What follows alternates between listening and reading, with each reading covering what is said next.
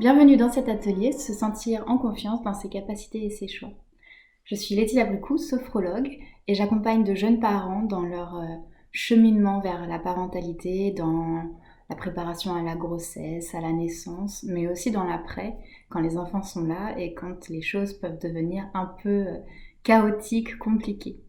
Avec la sophrologie, vous pouvez vous reconnecter à vos capacités, à vos ressources intérieures, mais aussi vous reposer durablement et en profondeur. 20 minutes de sophrologie équivalent à 2 heures de sommeil. C'est toujours un chiffre qui parle quand on est jeune parent. Et voilà, j'accompagne ainsi des jeunes parents dans leur cheminement vers la parentalité. Et cette vidéo sert d'introduction à cet atelier que je vous propose sur Family Time Factory. Dans cet atelier, vous aurez donc 2 séances de sophrologie qui vous permettront d'aller puiser en vous vos ressources et d'avoir plus de visibilité sur cette ligne conductrice qui vous guide dans votre parentalité et vous sentir en confiance dans ces valeurs, dans cette ligne conductrice. Mais tout d'abord, en introduction, je voulais revenir sur l'importance qu'a à avoir notre culture et aussi notre histoire dans notre parentalité. Et pour commencer, je voudrais vous raconter une petite anecdote personnelle, puisque ma pratique vient aussi énormément de mon expérience personnelle et c'est en devenant maman que je me suis rendu compte que c'était pas du tout inné, qu'il y avait plein de questionnements, plein de cheminements et surtout on se transforme vraiment en être un des super-héros parce qu'on développe des capacités extraordinaires de résilience, de résistance et c'est pour ça que j'ai à cœur d'aider les jeunes parents. Donc moi j'ai une petite fille qui a maintenant 20 mois, à l'époque, à la période où je tourne cette vidéo. Et quand nous préparions son arrivée avec mon conjoint, nous discutions de ce que nous allions mettre dans sa chambre, comment on aimerait qu'elle dorme, etc. Et donc je dis à mon conjoint, j'ai trouvé un lit bébé à barreaux parfait. Et il me regarde, il est né en Corée du Sud et il a immigré avec sa famille en Nouvelle-Zélande quand il avait 10 ans et il reste très proche de ses racines et très fier de sa culture. Et il me dit, un lit à barreaux pour un bébé? Je lui dis, bah oui. Et il me dit, mais c'est dangereux. Et alors là, je suis surprise parce que pour moi c'est tout l'inverse, au contraire ça met l'enfant en sécurité et le parent aussi en sécurité, il sait que l'enfant est dans son lit et ne bougera pas partout. Et donc je dis bah non, au contraire c'est l'inverse. Et bref, en vient une discussion et en fait il m'explique qu'en Corée, les enfants en bas âge, les tout petits bébés jusqu'à finalement des âges jusqu'à ce qu'ils aillent à l'école, 4, 5 ans, dorment avec les parents. Et en fait, la chambre familiale, donc ça peut être des fois dans les chambres ou quelquefois dans le salon, on transforme l'espace en une immense chambre où en gros il y a des matelas sur le sol et tout le monde dort ensemble dans cette chambre. Et donc les bébés dorment sur le sol, sur les matelas sur le sol. Bon, là-bas, la majorité des maisons sont chauffées par le sol. C'est un détail, mais bref. Et donc, quand il m'explique ça, je me dis, je réfléchis et je me dis pourquoi pour moi c'est si logique qu'un enfant soit dans un lit à barreaux, d'où ça vient ces lits à barreaux, etc. Et donc, je me questionne énormément là-dessus. Si finalement, est-ce qu'un lit à barreaux c'est si important que ça? Est-ce que c'est le bon choix? Et, et j'en discute autour de moi, dans ma famille, etc., qui pour eux sont aussi surpris d'entendre les retours de mon conjoint. Et en fait, ce questionnement m'a vraiment permis de me rendre compte que tous les principes éducatifs qu'on a découlent vraiment de notre culture, de la manière dont nous avons été élevés, dont nous avons été éduqués. Et ça m'a permis vraiment de me rendre compte et puis ensuite de faire des recherches sur tous les choix que je faisais, savoir s'ils étaient liés à ce que j'avais connu moi et ma culture, ou les plus et les contre, etc.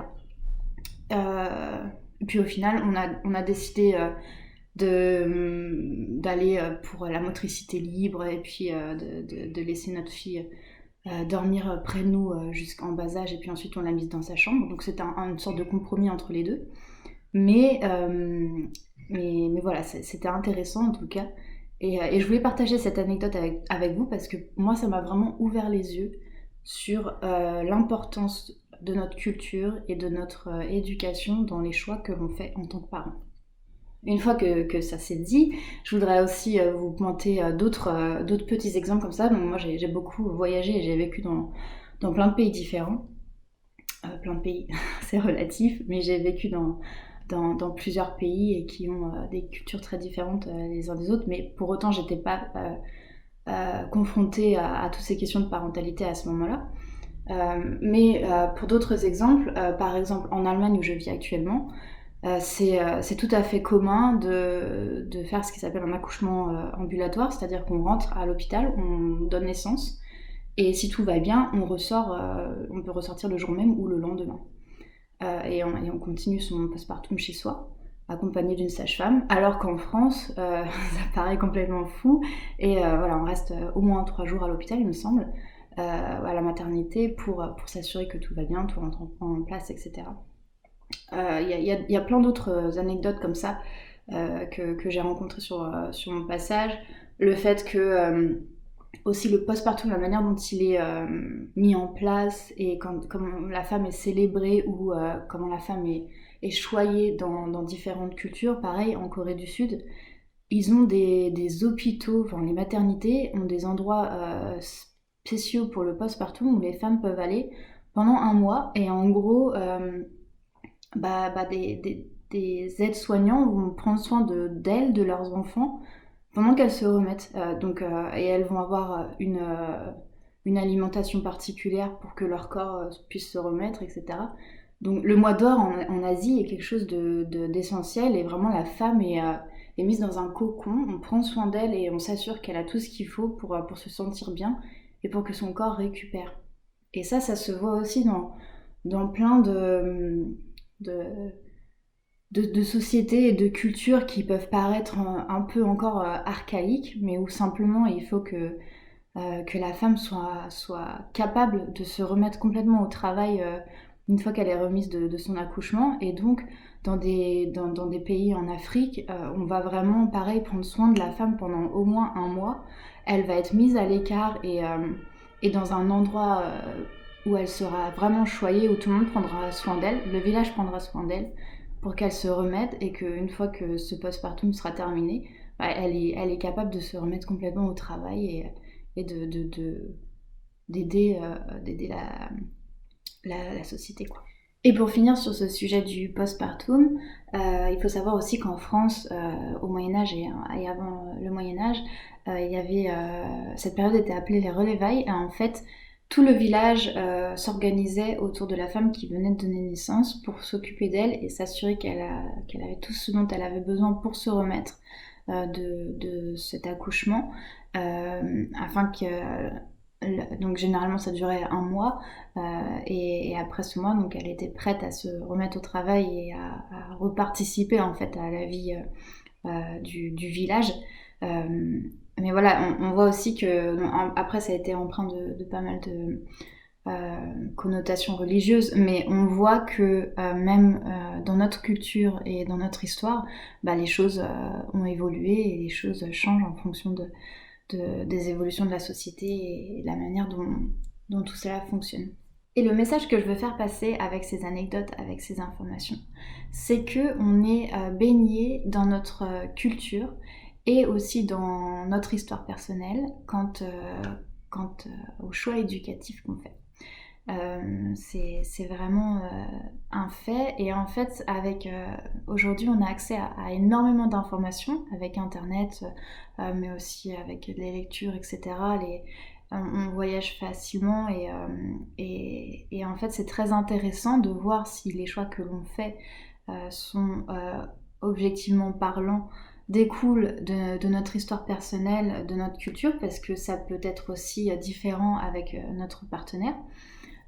Ou bien s'il y a d'autres choix qui s'offrent à nous, qui correspondent plus à nos valeurs, à notre famille, et de faire ces choix éclairés en fait. C'est vraiment ça que je veux vous partager dans ce module, se sentir confiant en ses choix et ses capacités. Si vous faites des choix qui diffèrent un peu du chemin que votre famille ou que vous avez pris, généralement on va vous poser des questions, les gens vont vous demander pourquoi vous faites les choses différemment, etc. Et en fait, il ne faut pas hésiter à faire différemment si pour vous c'est une meilleure voie. Et à contrario, si vous êtes très confortable dans ce que vous avez pu vivre et voilà ce qui fait partie de votre culture, eh ben allez-y sans problème. Mais en fait, tout ce qui est disponible, et c'est ça le message, tout ce qui est disponible de choix que l'on peut faire, ce qui est important, c'est que ces choix vous correspondent à vous et à votre famille, peu importe ce que les questions que ça peut relever dans votre entourage, ou voilà, les différents choix que vous faites sont les vôtres et vous appartiennent. Et il ne faut pas aussi culpabiliser si vous faites des choix qui finalement s'avèrent dans les faits pas adaptés et que vous devez changer, c'est aussi tout à fait normal.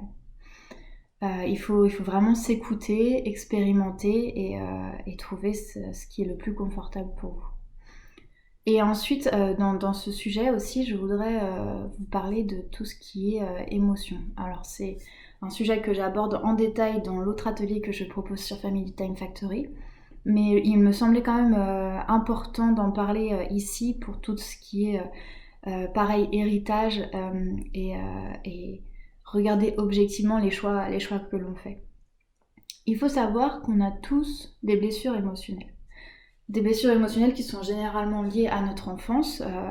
La majorité de ces blessures sont je dirais, faites entre 0 et 7 ans, parce que c'est un âge pendant lequel l'enfant et pendant lequel nous étions des éponges et on ne fonctionne que avec nos émotions. Il n'y a pas de filtre et du coup on vit nos émotions vraiment très intensément. Et c'est pour ça que à ce moment-là, c'est à ce moment-là que les blessures émotionnelles se forment le plus souvent. Et ces blessures émotionnelles, elles sont encore là dans le présent. C'est ce qui va nous titiller quand on est en conflit. C'est ce qui va vraiment, pareil, nous chatouiller quand nos enfants nous énervent, quand on se sent triste ou autre. C'est tout ça qui ressurgit. Mais ces blessures émotionnelles, elles nous ont aussi aidé à forger qui on est. Et c'est ces blessures qui font qu'on est l'adulte que l'on est aujourd'hui. Généralement, quand on est parent, on va analyser la manière dont on a été éduqué et ce qui nous semblait être des bons choix et ce qui nous semblait être des mauvais choix ou des choix qui auraient pu être faits différemment, etc. Et donc, dans l'éducation qu'on va mettre en place et les choix que l'on va faire pour notre enfant, généralement, on va se mettre soit en miroir par rapport à notre propre éducation et on va essayer justement de reproduire ce qui nous a semblé être bien fait et au contraire d'éviter ce qui nous a semblé être mal fait. Donc c'est une version très schématique parce que c'est quand même un peu plus complexe que ça. Mais je pense qu'on a tous fait ce petit voyage introspectif de se dire qu'est-ce que je veux mettre en place pour mes enfants et qu'est-ce que j'aurais aimé qu'on fasse mieux pour moi. Et c'est là aussi très lié à nos blessures émotionnelles. Mais en faisant ça, déjà c'est c'est très égoïste finalement, parce que les blessures émotionnelles que l'on a ne sont pas forcément celles de notre conjoint, de notre partenaire, et ça peut aussi créer des tensions dans le couple et dans la famille. Et aussi, c'est finalement proposer à son enfant un autre schéma qui lui donnera de toute manière des blessures émotionnelles, parce que c'est comme ça, on en a tous et on grandit tous avec.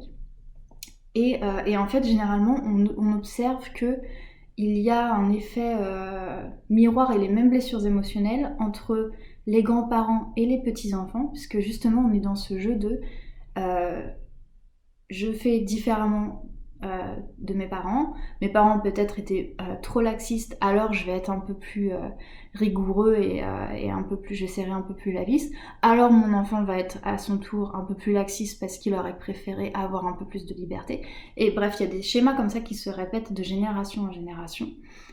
Parce que forcément, on veut donner le mieux à nos enfants, mais finalement, on aura beau leur donner le mieux pour nous, et ben ils vont quand même se construire dans des blessures émotionnelles, ils vont quand même ressentir des choses qui auraient pu être mieux faites, parce que on peut toujours tenter d'être un parent parfait et de faire le mieux pour nos enfants.